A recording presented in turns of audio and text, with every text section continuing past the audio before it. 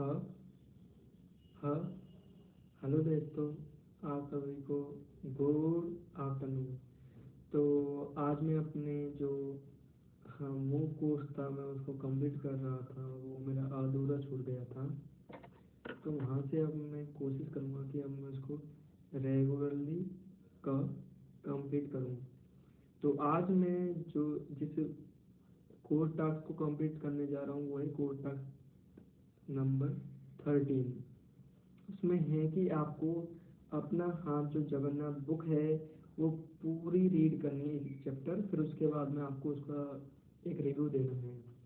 तो मैं आज इस पूरी बुक का, अपना हाथ जगन्नाथ बुक का रे रिव्यू देना चाहूँगा। तो सबसे पहले बात आती है अपना हाथ जगन्नाथ, डॉक्टर सचिन श्रीवास्तव सर द्वारा लिखी गई है। उन्होंने काफ़ी इस पर मेहनत भी की है, और ख़ास करके जो हिंदी माध्यम के जो साथी हैं उनके लिए तो ये काफ़ी हेल्पफुल है, क्योंकि पहले उन्होंने इंग्लिश में नहीं थी लिखी थी। इंग्लिश से हिंदी में ट्रांसलेट करना ये काफ़ी टफ हो जाता है। बट यदि हम इसका एक अच्छे से वाइडली यूज करें तो हिंदी में लिखना उनके लिए एक वर्थफुल होगा। तो थैंक यू सचिन सर। तो इसमें जो फर्स्ट जो चीज़ है वो है, एक लाइन लिखी हुई है कि अगर आप इस मुल्क अमेरिका के 15 लाख हकलाने वालों के समान हैं तो आपको कोई इसकी थेरेपी नहीं मिलेगी।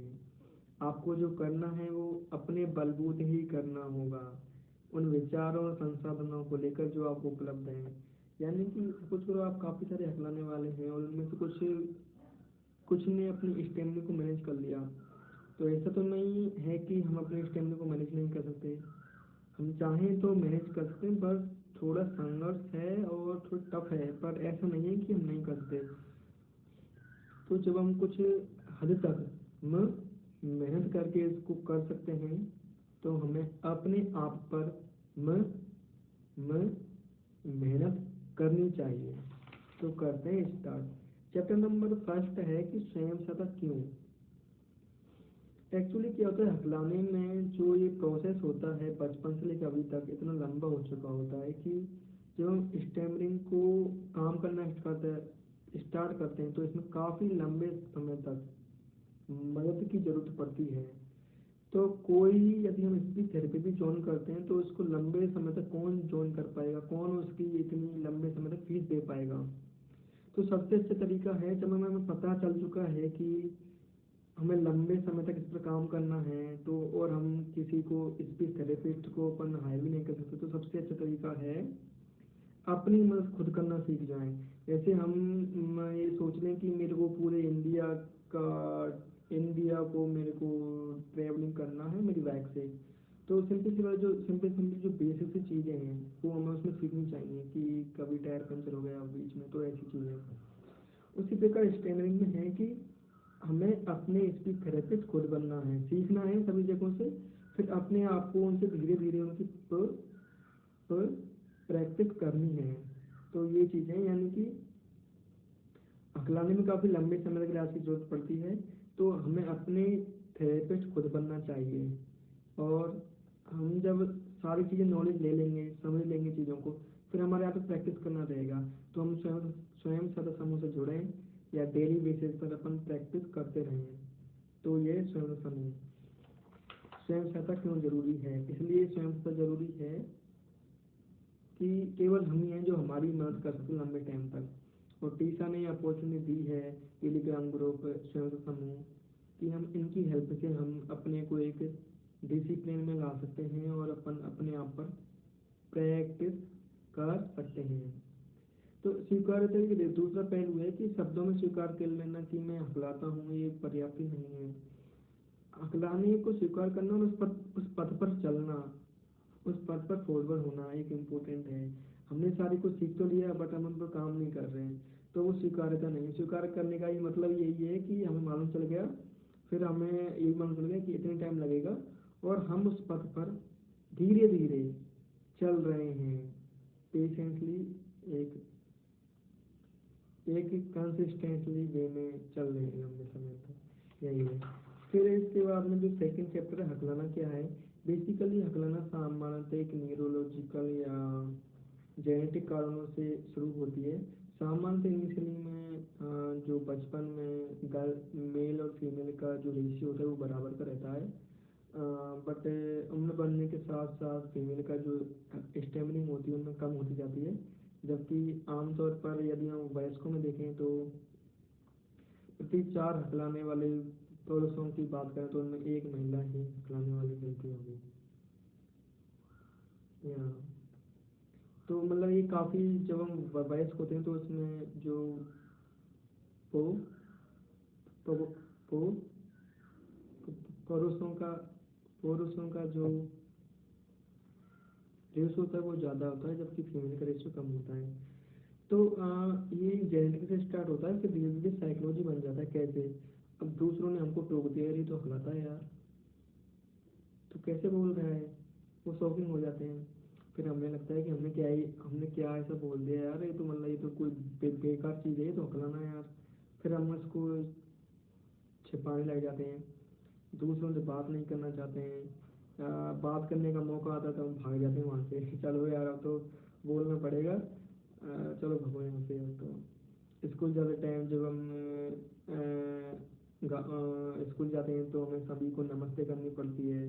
तो हम बोलते थे गौरू जी नमस्ते, तो मेरे को पता था कि मेरे गाँव पर मेरे को ब्लॉक आएगा, तो मैं मतलब शब्दों को चेंज करने की सोच करता है कि सर नमस्ते, या मतलब अदर चीज़ें। तो दूसरों के जो व्यवहार होते हैं, दूसरों को टोकना, वेद सजा देना, आराम से बोलो, बार बार बोलते हैं आराम से बोलो, आराम से बोलो। यदि वो अपनी स्पीड को कम कर लें, आराम से बोलो, तो हम आराम से बोल सकते हैं। बोलते आराम से बोलो अब वो इतना तेज बोल रहे हैं तो हम कैसे आराम से बोल सकते हैं? सामने वाले के बिहेवियर तो हमारा बिहेवियर होता है। फिर होता है कि मजाक बनाना। हम मैं हमारे टाउन था जिसमें मैं रहता था, उसमें मेरा काफ़ी बार मजाक बनाया जाता है स्कूल में भी। हैरान भी होते हैं लोग, यार इसका क्या ही होगा तो ये होता है कि अकलाना धीरे धीरे साइकोलॉजी बन जाता है, और ये ज़्यादा तो 99% जो होता है अपराइवेट गिल्ट, कि मैं हकला गया तो मैंने कुछ गलत तो नहीं कर दिया। डर होता है कि नहीं यार तो नहीं बोलना। शर्म होती है कि कलीग्स हैं क्या ही सोचेंगे। चिंता हो जाती है। अकेलेपन में स्टार्ट कर रहे हैं, नकारते रहते हैं, टालते रहते हैं, चलो देख लेंगे, तुम्हें तो बोलना है। और फिर अपने आप को खुद से ही नफरत हो जाती है, हम अकेले में स्टार्ट रहना स्टार्ट कर देते हैं। तो इसी के बिहार पे फिर काफ़ी सारी समस्याएं भी जन्म लेती हैं।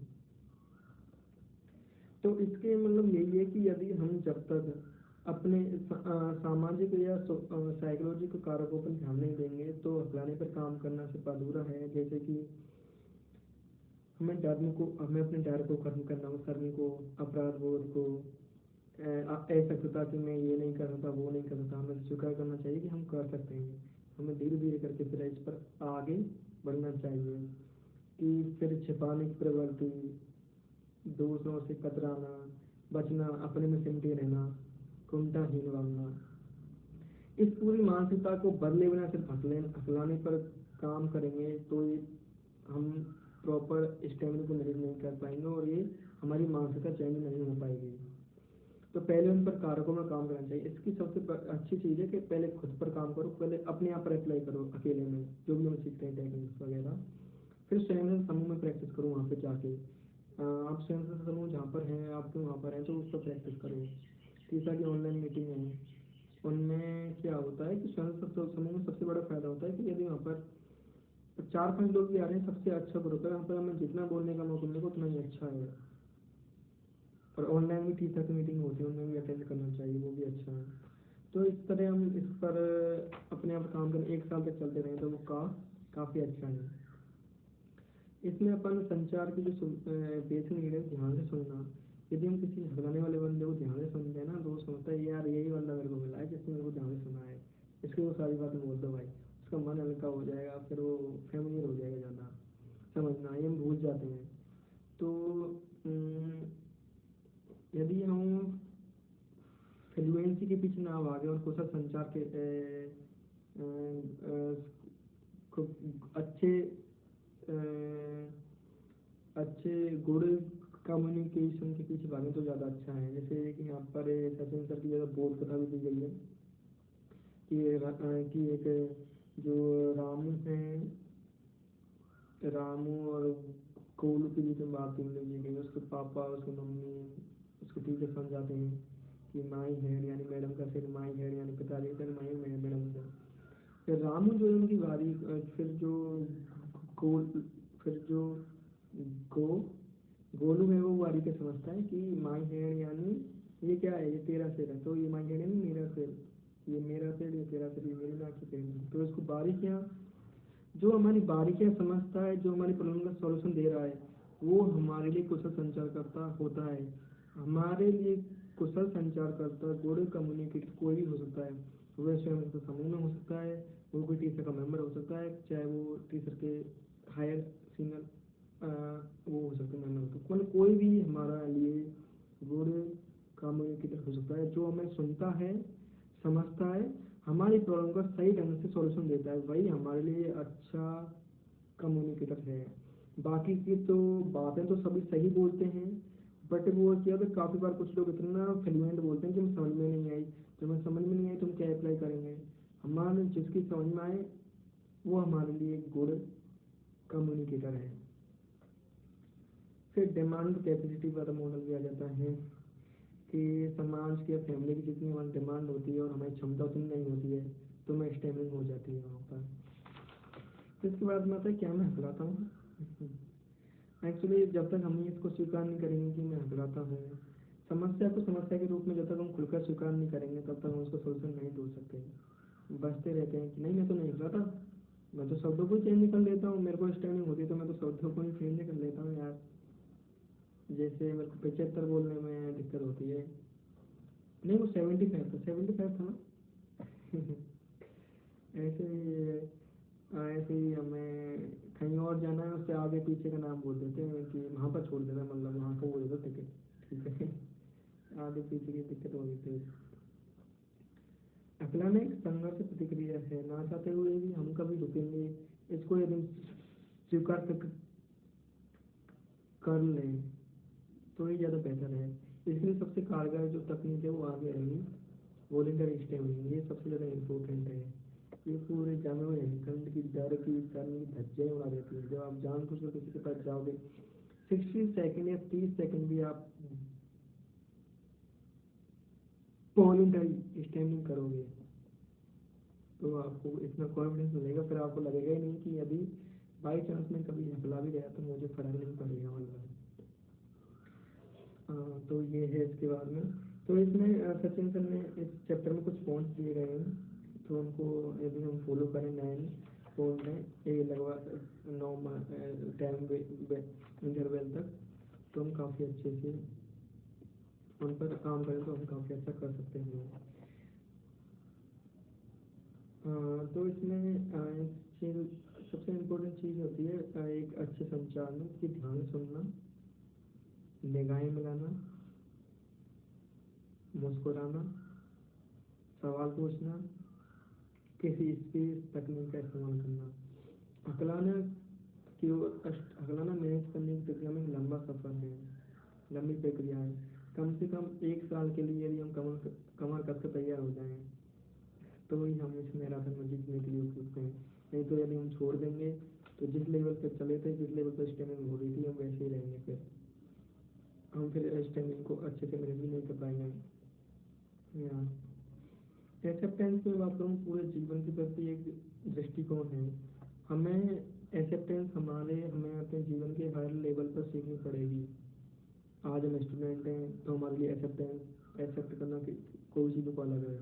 बाद में और एज होगी तो उसमें जो सिचुएशन होगी उन चीज़ों को एक्सेप्ट कर लेंगे, फिर और बढ़ेगी। तो एक्सेप्टेंस जिंदगी में चलती रहेगी। अच्छा है कि हम एक्सेप्ट कर लें, फिर उसी के अनुरूप फिर उसको ढाल लें अपने आप को। या तो ये चीज़ है एक्सेप्टेंस के बारे में। फिर है चौथा अध्याय की चला मुरारी हीरो बनने, चला मुरारी हीरो बनने। इसमें क्या है कि जब तक हम अपनी स्टेमिना को देखेंगे नहीं या हम अपने स्टेमिना को सुनेंगे नहीं, तब हम उस पर काम कैसे करेंगे। सबसे ज़रूरी है कि हम अपनी आवाज़ को, फेशियल एक्सप्रेशन को, बॉडी लैंग्वेज को अपने रिकॉर्ड करें कि वाकई में जो हमारा हकलाना होता है वो कैसा दिखाई देता है, कैसा सुनाई पड़ता है। जब हम इसको देखेंगे तभी हम इस पर काम करने की राह में आगे बढ़ेंगे। तो हमें अपनी वीडियो को रिकॉर्ड करना है, वीडियो को रिकॉर्डिंग ध्यान से, उसको ऑडियो को रिकॉर्ड करना है, सुनना है कि मेरे को कहाँ पर रिपीटेशन हुए थे, कहाँ पर मैं कहाँ पर मैं गलती कर रहा था, क्या मैं कोई इसमें इम्प्रूवमेंट भी कर सकता हूँ क्या। तो ये चीज़ें होती हैं जो अपन लगातार इम्प्रूवमेंट करके अपने आप को अच्छा कर सकते हैं। और इसके अलावा है पांचवा अध्याय खेलें खेल और निकालें आवाज़ में। इसमें कुछ टेक्निक्स हैं जो इम्पोर्टेंट है काफ़ी, मैंने भी काफ़ी वो यूज़ की हैं, और अभी भी जब भी मैं ऐसा लगता है कि, और मैं अभी भी मैं उसको यूज़ कर रहा हूँ। Bouncing, prolongation and voluntary stammering. तो बाउंसिंग क्या होता है कि जैसे कोई भी शब्द होता है उसका जो फर्स्ट लेटर होता है उसको हम रिपीट करते हैं, तब तक रिपीट करते हैं जब तक हम हमारा जो घबराना है, घ घ घबराना है वो एक शांत स्टेट में ना हो जाए, काम ना हो जाए। जब हम जल्दी बोलने की प्रवृत्ति होती है, हम हमारे में घबराहट होती है, तो वहाँ पर बाउंसिंग काफ़ी होती है। जैसे मेरे को पूछा जाता है कि आप कहाँ से हो, तो पहले मेरे को मैं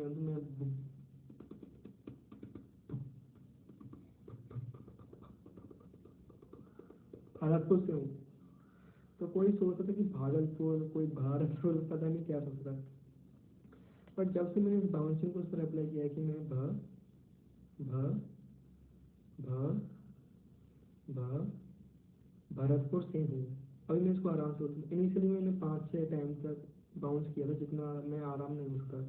अभी मैं 1 या 2 बार बाउंस में बोल देता हूँ कि मैं भर भ भरतपुर से हूँ, तो ईजिली कर लेंगे बाउंसिंग।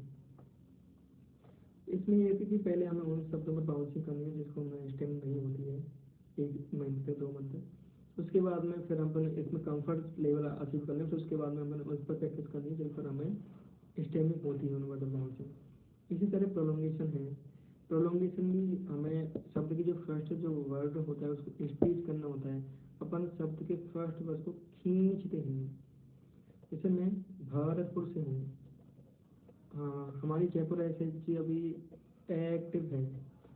और यहाँ, और इसके बाद में कभी कभी इनिशियली में अपन 1 सेकंड का प्रो पो पो प्रोलॉन्ग या कर सकते हैं कि मैं जयपुर से हूँ, मैं भरतपुर से हूँ, उसमें एक टाउन से हूँ, 1 से 10 सेकंड भी। बट ये भी काफ़ी ज़्यादा हमारी हेल्प करती है। इनिशियली में ऐसा बोलते हैं, पर तो एक बात है, जब हम सीख जाते हैं तो उसको गाड़ी की जो स्पीड है उसको कम ज़्यादा हमारे हाथ में होते हैं। हम जब चाहे उसको स्पीड को बढ़ा सकते हैं, जब चाहे उसको अपना मैनेज कर सकते हैं। तो है, तो इसमें सावधानी ये रखनी है कि काफ़ी बार क्या होगा कि हमारे फ्रेंड से दोस्त ही बोलेंगे यार तुम तो पहले ही अच्छा बोल देते हैं, अब क्या कर रहे हो, ये क्या ही बोल रहा है, ऐसे क्यों बोल रहे हो, या मैं ए ए ए ऐसे इसलिए बोल रहा हूँ वो तरह तरह के वाक्य बोलेंगे। बट आपको अपने काम पर फोकस रहना है कि आप ऐसा क्यों कर रहे हो, क्योंकि आपने अब ऐसा नहीं किए फिर से आपको यही प्रॉब्लम बार बार में सताएंगे। तो टेक्निक्स की अच्छे से प्रैक्टिस करना भी इम्पोर्टेंट है। अब आता है वॉलंटरी स्टेमिंग। वॉलंटरी स्टेमिंग क्या होता है, एक ताकतवर तकनीक है जो पानी के नीचे जो छिपा जो हेमकंड है उसकी धज्जियां उड़ा देती है पूरी। जब हम जानबूझकर वॉलंटरी स्टेमिंग कर रहे हैं, अपने हकलाने की नकल कर रहे हैं, तो हम माइंड को सिग्नल जाता है कि हम जानबूझकर हकला रहे हैं। इससे हमें बैड फील नहीं होता है और अपन एक नॉर्मल वे में इसको ट्रीट करते हैं। बट हमें ना चाहते हुए भी अचानक हकला जाते हैं, तब हमें बैड फील होता है। तो ये एक साइकोलॉजी चेंज होती है। अकेले में करना है, सब दोस्तों के साथ, समूह में, सब्जी वाले के साथ, बस कंडक्टर के साथ, फिर जैसे जैसे अपना कंफर्ट जो हम लेवल पर आ जाए उसको बाद अपना चैलेंजिंग लेते जाना है। तो इस तरह में वॉलंटरी स्टेमिंग करनी चाहिए। अपने हकलाने की जानबूझ कर नकल करना ही वॉलंटरी स्टेमिंग है। और ये करना है कि हम जब हम आंकलन की क्षण में ये ध्यान रखना है कि हमें अपना होश नहीं खोना है, होश गवाए बिना हमें वॉलेंटरी स्टेमिंग करनी है। फिर इसके बाद में वॉलेंटरी स्टेमिंग के बाद में सबसे हमने सारी चीज़ें सीख लिया, बट जो काफ़ी बार लाइफ टाइम तक ब्लॉक आता है कि ब्लॉक को अपन मैनेज नहीं कर, सबसे अच्छा तकनीक है block correction, post block correction, cancellation, in block correction, pull out, और pre block correction, preparatory set. तो पोस्ट ब्लॉक करेक्शन तो हम ब्लॉक में जाते हैं, अपन रुकते हैं और फिर कैंसिलेशन करके, इसमें क्या होता है कि अपन ब्लॉक में जाते हैं, ब्लॉक में जाने के बाद अपन थोड़ा रुकते हैं, सांस लेते हैं, ऑब्जर्व करता है कि कहाँ पर टेंशन हो रही है हमें, कहाँ पर हमें स्ट्रेचिंग हो रही है, फिर उस जगह को रिलैक्स करते हुए हम कोई भी टेक्निक से बाउंसिंग या प्रोलोंगेशन की हेल्प से हम उससे बाहर आते हैं। जैसे मैं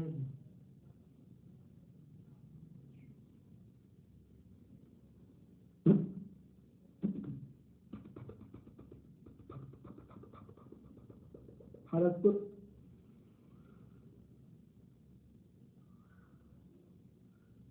भ भ भ भरतपुर से हूँ। तो ये मैंने भरतपुर को मेरी जैसी स्टेमिंग थी, मैंने उसमें बोला, मैं रुका, मैंने ऑब्जर्व किया कहाँ टेंशन है, मैंने सांस ली, फिर उसी शब्द को मैंने बाउंसिंग के शब्द से बोला कि मैं भरतपुर भरतपुर से हूँ।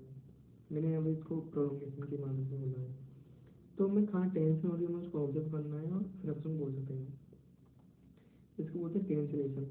पर हाँ, मैं इसको मैं डालना चाहूँगा। फिर उसके बाद मतलब इनब्लॉक करेक्शन, पोस्ट ब्लॉक करेक्शन की अच्छे से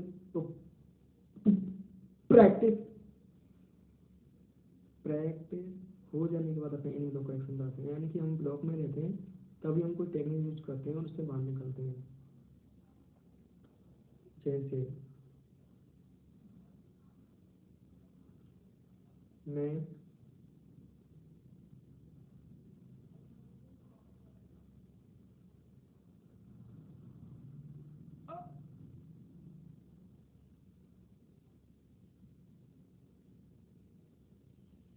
अ अ अमेजन के जंगल काफी प्रसिद्ध हैं।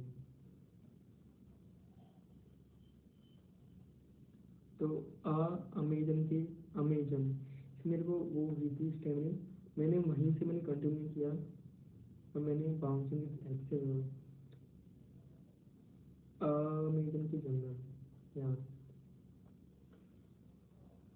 तो इनमें इसके लिए क्या होता है कि हमें बाउंसिंग प्रोलोंगेशन और वॉलंटरी स्टेमिंग 4 से 5 महीने का हमें अभ्यास होना चाहिए। इसके लिए ये अलग अलग पर्सन के लिए वेरीफाई करता है। यदि यदि जैसे मैंने अभी प्रैक्टिस की हुई पहले, तो अभी मैं 1 मंथ तक इनकी अच्छे से प्रैक्टिस करता हूँ, तो मेरे लिए काफ़ी हेल्पफुल होगा। इसके बाद में इन ब्लॉक करेक्शन या पुल आउट की अच्छी प्रैक्टिस करने के बाद में जो स्टेज आती है वो प्री ब्लॉक करेक्शन। इसमें अपन को पता होता है कि ब्लॉक आएगा, वहाँ से हम पहले ही कोई टेक्निक का यूज करके उसको समझते हैं। कि जैसे कि मैं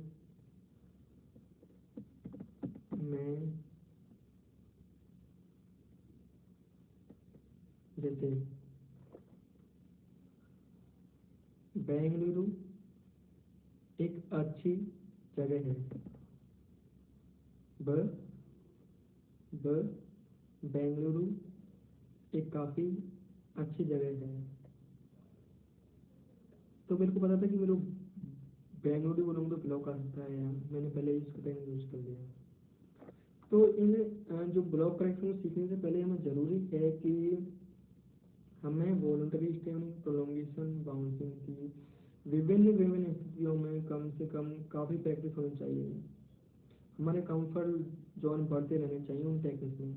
उसकी अच्छे से प्रैक्टिस हो जाने के बाद ही हमें sequence wise post block correction सीखना है, कैंसिलेशन, उसके बाद M block correction, pull out सीखना है, उसके बाद pre block correction, preparatory set सीखना है। तब जाके अच्छी सी प्रैक्टिस, इनकी अच्छी प्रैक्टिस होने के बाद हम ब्लॉक से निपट सकते हैं। पोइट्री ये वाला एक इम्पोर्टेंट पोर्शन था टेक्निक्स वाला जो करते हैं। फिर छठा अध्याय दो दो हाथ इनसे भी। इसमें क्या है कि श्वसन पर फोकस किया गया, ब्रीदिंग पर। अच्छा बोलने के लिए जरूरी है अच्छे सांस लें। सांस लेते समय पेट बाहर को ढकेलना है, सांस छोड़ते समय पेट को अंदर दबाना है।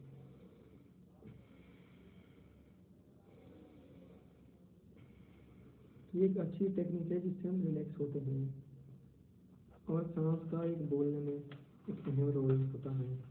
तो ये अपन को ब्रीदिंग एक्सरसाइज अच्छे से करनी चाहिए कि जब आप पेट को अंदर खींचे तो पेट को अंदर खींचे, सांस बाहर निकालनी है, और जब नाभि को बाहर रखें तो सांस अंदर लेनी है। इसको अपन प्रैक्टिस करनी चाहिए डेली, काफ़ी इम्पोर्टेंट है।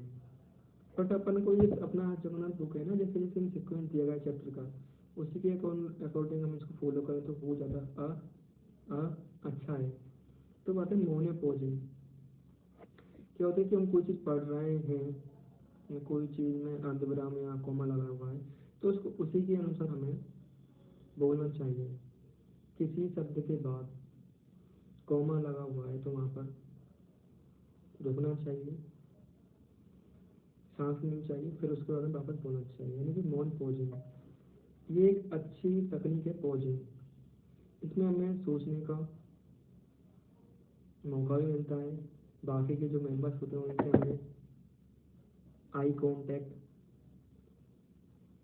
मेंटेन करने का भी मौका मिलता है। इससे एक अच्छा हमारा कम्युनिकेशन बनता है। तो ये मौन पोजिंग जो टेक्निक है वो काफ़ी अच्छी टेक्निक है। हमें इनिशियली में इस टेक्निक का 2 से 3 शब्दों के बाद हमें सांस लेकर वापस से उन शब्दों को बोलना चाहिए। इससे हमें काफ़ी हेल्प होती है, हमें सोचने का मौका मिलता है और हम अच्छे बात कर सकते हैं। काफ़ी अच्छे है। इसको अगर ध्यान से सुनना, यदि हम किसी को ध्यान से सुने तो आधे से ज़्यादा कम्युनिकेशन तो वहीं हो गया, क्योंकि जब तक हम किसी को ध्यान से नहीं सुनेंगे तो हम उसको कैसे समझेंगे और कैसे उसका सही सॉल्यूशन निकाल पाएंगे। तो बेहतर संचार के लिए ध्यान से सुनना और समझना काफ़ी इम्पोर्टेंट है। नज़र और हाव भाव, ये हमारी नज़र आई कांटेक्ट अपन मेंटेन कर रहे हैं, हमारे हाव भाव सही है, बॉडी लैंग्वेज हमारी अच्छी है, मुझे लग रहा है कि सामने वाला बंदा हमें ध्यान से सुन रहा है, हमें अटेंशन दे रहा है, तो हमें बात करने का मौका मिलता है और हम जिन बातें जो होती हैं प्रॉब्लम्स होती हैं हम उन प्रॉब्लम को अच्छे से उसके सामने रखते हैं। तो ये होता है वार्तालाप में जो अपनी वाणी जो होती है, वाणी की उतार चढ़ाव, शब्दों के जो चयन होता है वो एक इम्पोर्टेंट होता है। शब्दों के बीच में मौन,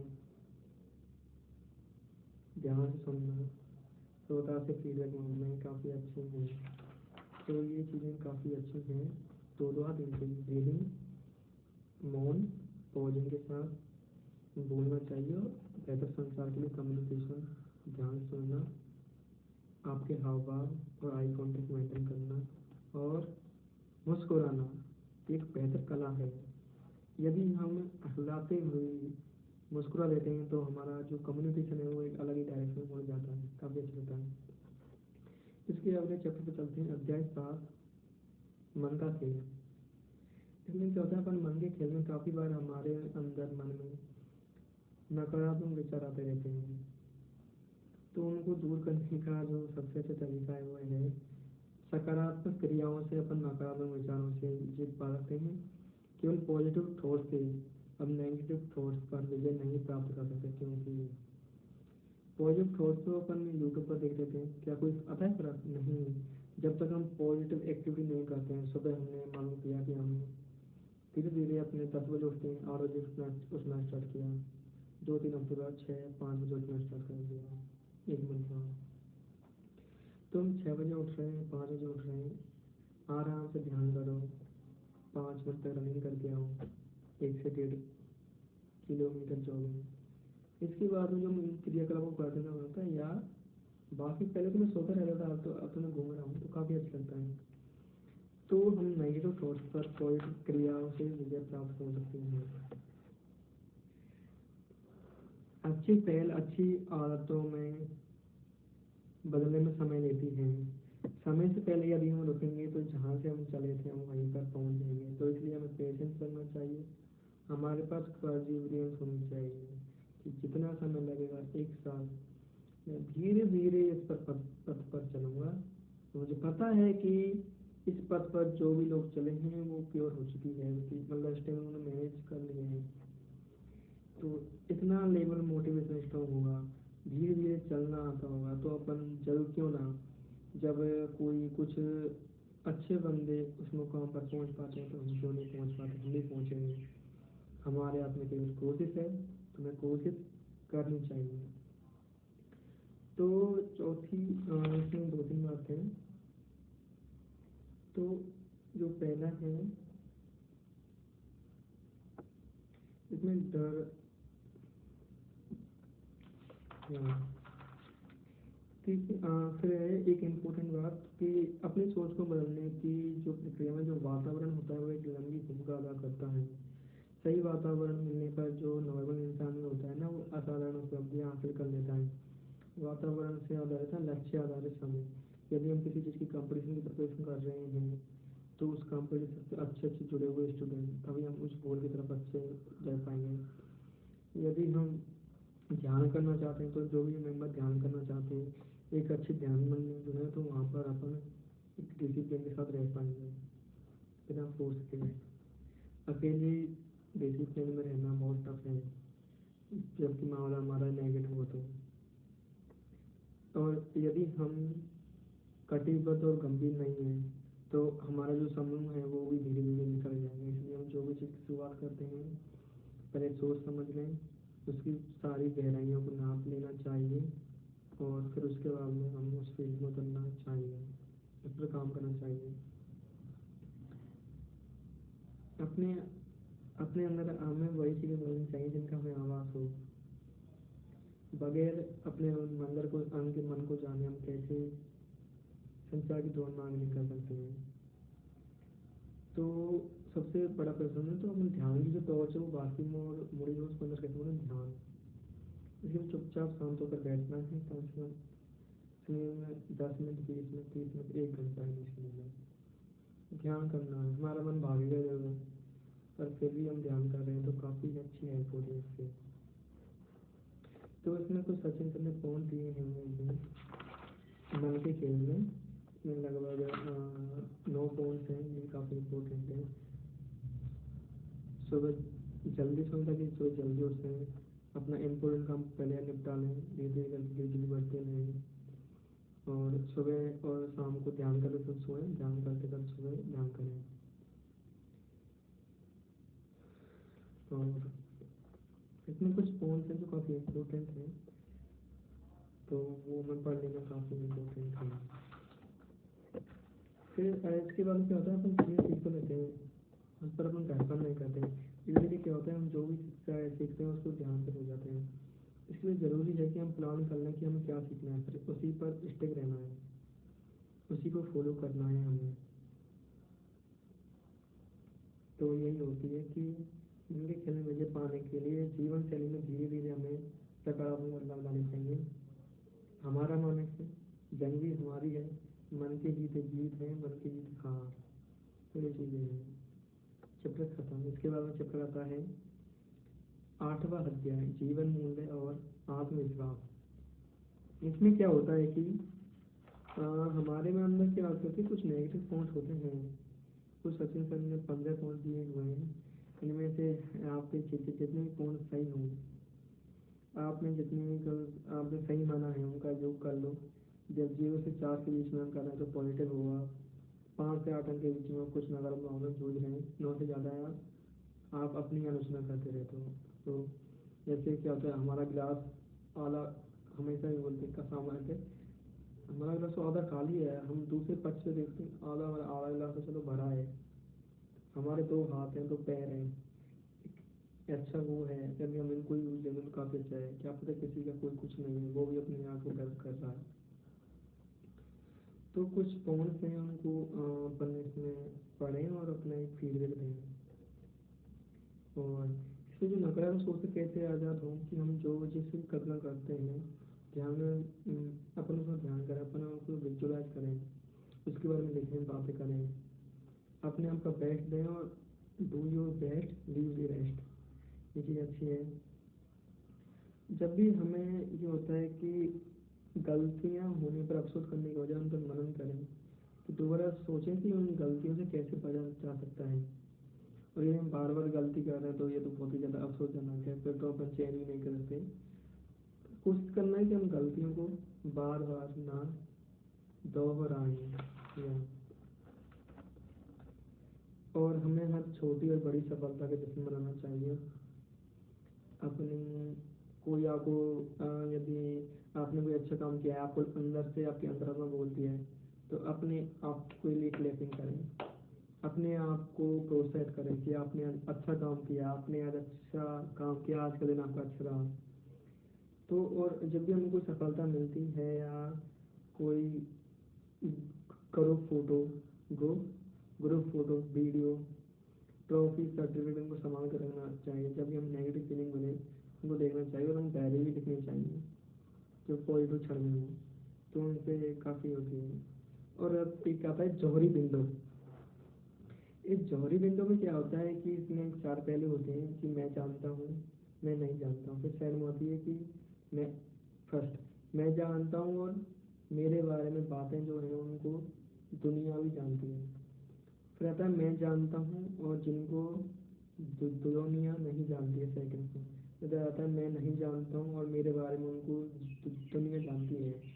मैं भी नहीं जानता हूँ और दो दुनिया भी नहीं जानती, चार बॉक्स हैं।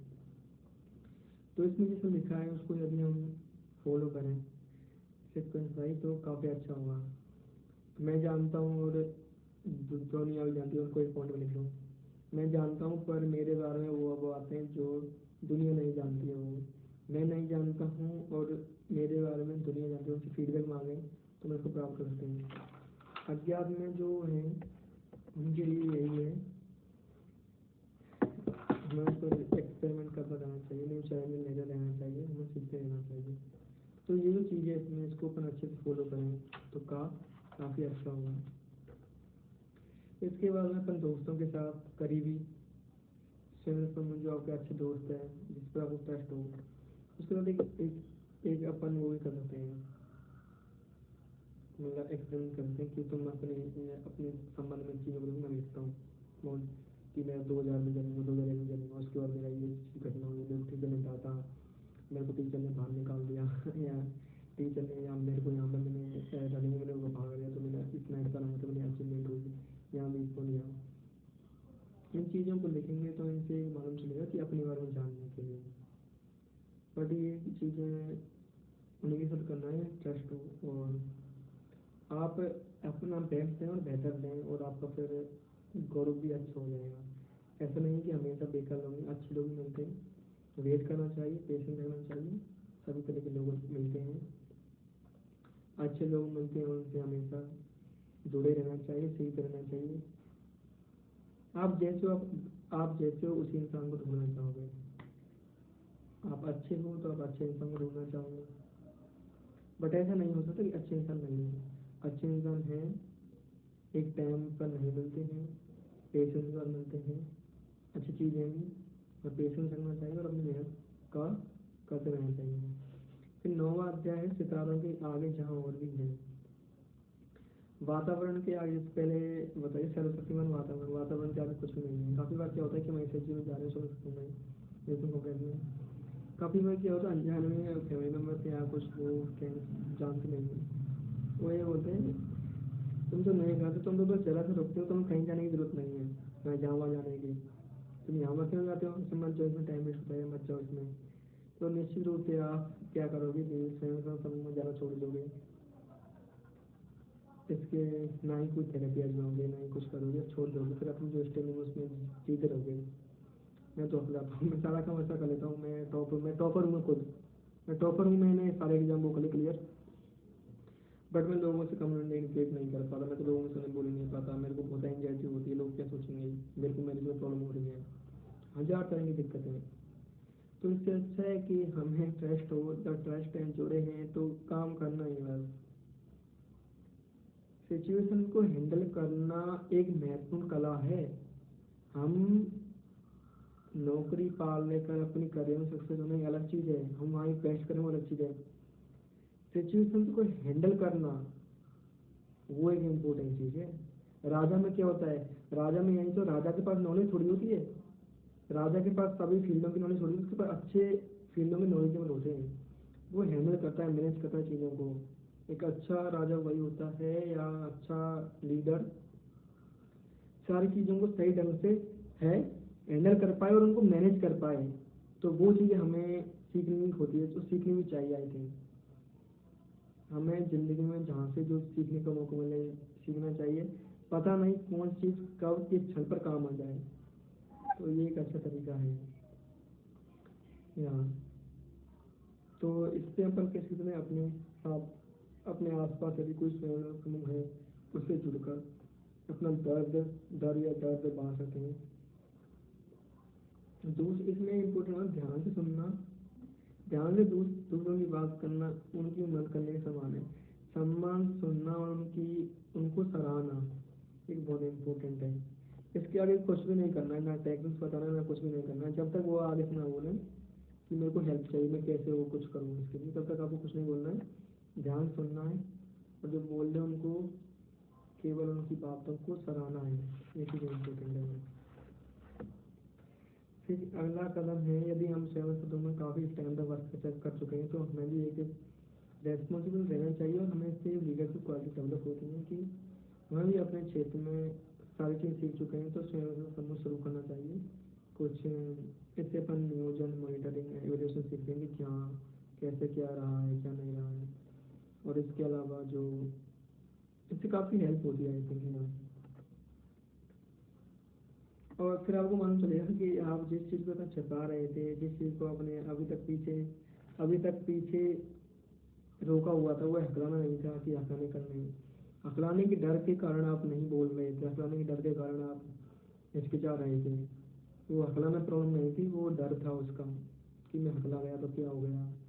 हम ही सोचते हैं इसको, अपन जो स्टेमिंग इंटरव्यू है मूक में कोटा स्कोर, वो काफ़ी इंपॉर्टेंट है, उसको अलग अलग लोगों से जितनी करेंगे, आप मोस्ट कम्फर्टेबलिंग कर रहे हैं जिनसे कर लिया, तो मैं मालूम चलेगा कि वो लोग कुछ नहीं सोचते हैं, वो एक नॉर्मल मानते हैं, बट हम ही सोचते रहते हैं, तो उनसे अपन को एक चेंजिंग मिलती है यहाँ, और अपने आध्यात्मिक बदलाव भी ला सकते हैं। इन चीज़ों के लिए अकेले करना तो बहुत कठिन है, हम इसके लिए विपासना सीख सकते हैं, मैंने भी नहीं सीखा, मैं भी सीखूंगा जरूर। ध्यान कर सकते हैं, हमें एक ऐसी चीज़ चुनना चाहिए जो हमें रेगुलरिटी मेंटेन करना है, ध्यान, राजयोग, विपासना।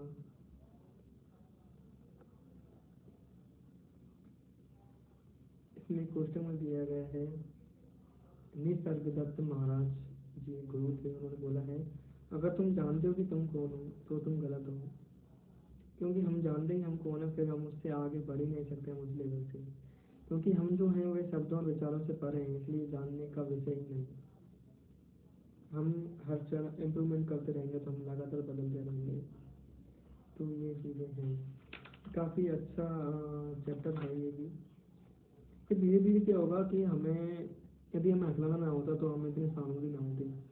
स्टैंडिंग है, हमने इस पर काम किया, सपोज करो हमने इस पर काफ़ी काम किया, और एक क्षण ऐसा आया कि हमने इसको मैनेज कर लिया, तो इसमें ऑटिज्म तो हम सहानुभूति का दायरा बढ़ता जाता है, और अब दूसरे मुद्दों से हम जुड़ना स्टार्ट करते हैं, जैसे ऑटिज्म से प्रभावित बच्चे, विकलांगता के शिकार बच्चे, तो हम उसको समझते हैं, उनके पेन को अपन समझ पाते हैं।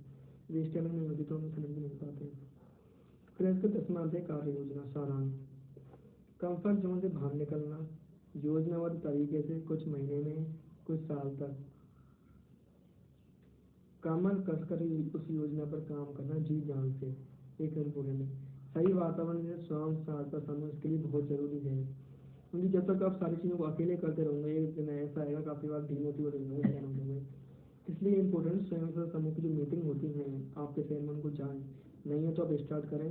इनिशियली में कोई भी अकेले नहीं आता है, हर संडे को ना मिले, एक मंथ में एक बार मिले, एक मंथ में 2 बार मिले, जब भी आपको संभव हो आपको स्वयं सहायता समूह की मीटिंग स्टार्ट करनी चाहिए आपके शहर में जिसमें आप रह रहे हो। इसमें कुछ रूपरेखा दी गई अगले 2 हफ्तों में आपको क्या करना है, मतलब एक मंथ में क्या करना है, स्वयं समूह से जुड़ना है। उसमें जब भी तेलंगाना में जुड़े या बातें करें तो हमें सभी मेंबर से या सामने होते हैं उनसे निगाहें मिलाना है और उनसे बीच बीच में मुस्कुराते रहना भी है। अगले 2 महीने में क्या करना है, अगले 3 महीने, 6 महीने और इसके आगे। तो हमें अपने जो मुश्किलों का जो स्तर है वो धीरे धीरे इंक्रीज करते रहना है। हमें मुश्किल का लेवल इंक्रीज करना है, हमें उसमें प्रैक्टिस करनी है, वो हमारे लिए कंफर्ट जोन हो जाएगा। उसके बाद फिर हम न्यू चैलेंज लेना है, फिर कंफर्ट जोन बन जाए फिर न्यू चैलेंज लेना है। ऐसे ऐसे हम जितना ज़्यादा अपने कंफर्ट जोन को इंक्रीज करते जाएंगे उतना हम बेहतर होते चले जाएंगे। और विपासना ध्यान सीखना चाहिए। मैं भी कोशिश कर रहा था पहले, अब मैं भी ट्राई करूँगा कि मैं इस आगे वाले 6 मंथ में 1 या 2 टाइम्स में विपासना ज्वाइन कर लूँ। जिसके बाद में एक कार्य योजना दी है चार्ट, उसको अपन फॉलो करें, उसको अपन देखें तो चीज़ें होती हैं जिनको अपन सीख सकते हैं। तो खुलकर स्वीकार करना कि मैं हकलाता हूँ, लिखना, अपनी वीडियो बनाना कि मैं हकलाता हूँ तो क्या, it is okay, it is okay so fine, पहले अकेले में फिर स्वयं समूह, फिर आपको इतनी हिम्मत हो जाएगी कि हकलाना समझ नहीं देगा। अपनी वीडियो बनाए, समीक्षा करें, यूट्यूब पर डालें, फीडबैक माने, स्वयं समूह में बाहर में डायरी लिखें, ब्लॉग लिखें, अन्य अगले ईमेल में फ़ोन करें, उनसे बातें करें कि जो मेरे साथ उन्हें क्या उनके साथ बड़ी चीज़ होती। जब हम टीसा में जुड़ते हैं क्या होते होते हैं कि यार ये भी कि तुमको भी कोई प्रॉब्लम होती है, तुम फीमेल हो, तुम्हें भी स्टेमिंग होती है। मैं तो देखा नहीं था आपको फीमेल को, मैं देखा था बट अभी जब मैं नेशनल कॉलेज में काफ़ी देखा था, फिर उनसे उनके व्यवहार को जाना। आई थिंक मेरे एक अहम चीज़ ये भी है कि जब हम इस टाइम को जितना ज़्यादा हो जाते हैं या समझने लगते हैं तो उसमें सीनियरिटी नहीं रखनी चाहिए, हमें बेस लेवल पर काम करना चाहिए। न्यू मेंबर जो आते हैं हमें ध्यान रखना चाहिए कि हम भी एक टाइम न्यू न्यू मेंबर थे, हमें भी क्या क्या प्रॉब्लम आई थी, हमने यदि हम भी न्यू मेंबर थे, जैसे अपनी जब न्यू मेंबर के तौर पर जुड़े थे उनसे उसी के साथ बिहेवियर में बात करें तो काफ़ी अच्छा रहेगा कि हम जब कुछ नहीं थे तब भी हम वहीं पर लेवल पर थे। इसको बोलते ग्राउंड टू अर्थ। जब हम नहीं जानते थे कुछ भी तब भी हम इनकी तरह ही आ रहे थे, तो हमें निस्वार्थ भाव से हेल्प करनी चाहिए जब भी हो सके। और यदि कोई जेन्युइन बंदा मिलता है तो उसकी हेल्प करो। मेरा मानना है कि जो जेन्युइन बंदा है उसकी उसकी हेल्प होनी चाहिए, क्योंकि काफ़ी तरह के अगलाने वालों में काफ़ी डाइवर्सिटी है, बट जो जेन्युइन बंदे हैं उनकी हेल्प करना चाहिए। और मेरे से पर्सनल लोग मैं हेल्प करूँगा, वो चाहते हैं अपने स्टेमिना को मैनेज करना और मतलब अपने आप को बेहतर करना तो करें वाकई में। स्वयं समूह किसी बने ही हैं, टेक्निक्स का यूज करें, टेक्निक्स का आप अकेले में करें, स्वयं समूह में करें, बस में करें, फ़ोन पर करें, अजनबी के साथ करें कि मेरे को भाई साहब नारायण सिंह शहर से जाना है, तो वॉलेंटरी स्टेमिंग भी धीरे धीरे करते जाएँ। ब्लॉक करेक्शन का अभ्यास करें, जॉइंट विंडो का इस्तेमाल करें, स्वयं समूह की मदद लेकर जब हम हताश होते हैं, निराशन होते हैं, तीसरा की हेल्प लेते रहें, विपासना करें, ध्यान रखें, डायरी लिखते रहें, आवश्यकता पढ़ने पर यही क्रम दोहराते रहें जब भी ऐसा लगता है। और फिर जब ये एकदम से रिकवरी हो जाती है, ये स्टेमिंग लाइफ टाइम प्रोसेस है, ज़िंदगी भर हमें इसकी डेली या एक टाइम इंटरवल के बाद प्रैक्टिस करते रहना चाहिए। हम जितना ज़्यादा इसकी प्रैक्टिस करेंगे हमारे लिए उतना ही अच्छा रहेगा। हमने सपोज करो हमने अभी मूव कर लिया, मूव सीख रहे हैं, एसएसजी कर लिया, सीख गए, सारी चीज़ें छोड़ दी, तो हमारी जो स्टेमरिंग है वो वापस से लौट आएगी। तो इसके लिए ज़रूरी बात है कि हमें ये स्वीकार करना चाहिए कि लाइफ टाइम है, रेगुलर टाइम इंटरवल के बाद से जुड़ा रहना चाहिए और डेली 60 सेकंड, 1 मिनट या 2 मिनट जब हम कॉल प्रैक्टिस करते हैं तो उस पर प्रैक्टिस की हेल्प से हमें उस पर बात करनी चाहिए। फिर इसके बाद मतलब नाम रिश्ते और वो खोज करें, नाम रिश्तों पर भी ध्यान दें कि हमें बोलते नहीं था बोलना चाहिए। नाम रिश्तों में भी काफ़ी बारी दिक्कत आ जाती है कि हमें स्टेमिंग होती है, पहले एक दो जानकार को बुलाएं, ट्रस्ट हो कि मेरे को स्टेमिंग है, मेरे को ऑनलाइन इसकी थेरेपी ले रहा हूँ, तो ऑनलाइन कि आपको ऐसे ही बोलना चाहिए पहले इनिशियली 5 मिनट तक। जब आप ऐसे बो बो बोल लोगे तो आप काफ़ी कंफर्टेबली फील हो जाओगे। ऐसे हम लोगों को मेंटेन करना चाहिए रिलेटिव्स के साथ। हो सकता है वो जो भी सोचें, बट आपको ट्राई करना चाहिए आप उसी वे में रहें। रिलेटिव्स की बातों में आके आप अपनी टेक्निक को ना छोड़ दें, क्योंकि आप छोड़ देंगे तो फिर दिक्कत होनी स्टार्ट हो जाएगी। और हमने सीखा है टीचर से, टीचर ने हमको दिया है, हम हिंदी माध्यम के साथ ही हमें रजत लाकर बहुत आभारी हैं। पहले एक जो पृष्ठभूमि है कि डॉक्टर सचिन सर ने 1993 से स्टार्ट किया, 2004 तक उन्होंने अपनी स्टेमिंग को मैनेज किया। 10 साल लग गए उनको।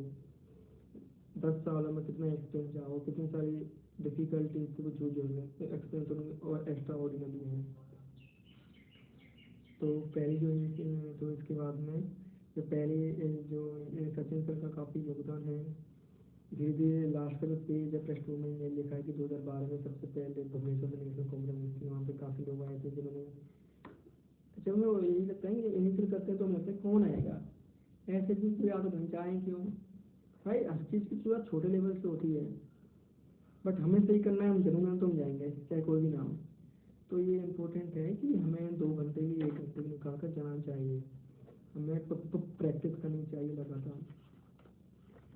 तो मैं बहुत आभारी हूँ, मैं और हिंदी वासियों की तरफ से डॉक्टर सचिन सर को, अमित कुशवाहा सर को जो भोपाल से उन्होंने भी एक स्वीकार्यता एक जीवन का पहलू एक बुक लिखी है, मैंने उसको पहले पढ़ा है, वापस उसको पढ़ूंगा। वो भी एक अच्छा तरीका है। उनका नाम सही है, हाँ, अमित सिंह कुशवाहा सर जो भोपाल से, वो भी काफ़ी अच्छे। और thank you doctor Sachin sir कि आपने इतनी अच्छी बुक बनाई। अपना हाथ जगन्नाथ, अपने हाथ में जगन्नाथ है, यदि हम इसको सोच रहे हैं तो तुम काफ़ी वाइजली ग्रेजुअली धीरे धीरे चेंज ला सकते हैं। आपने काफ़ी मेहनत की। आप सोच सकते थे कि मैं हिंदी में क्यों ट्रांसलेट करूँ, इंग्लिश में बोलते हैं, जिनको करना है इंग्लिश में सीख लें।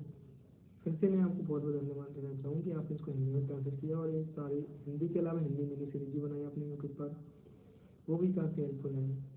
तो जब आप इतनी मेहनत कर रहे हैं तो हमारी कोशिश ये रहनी चाहिए कि हम भी कुछ ना कुछ करें।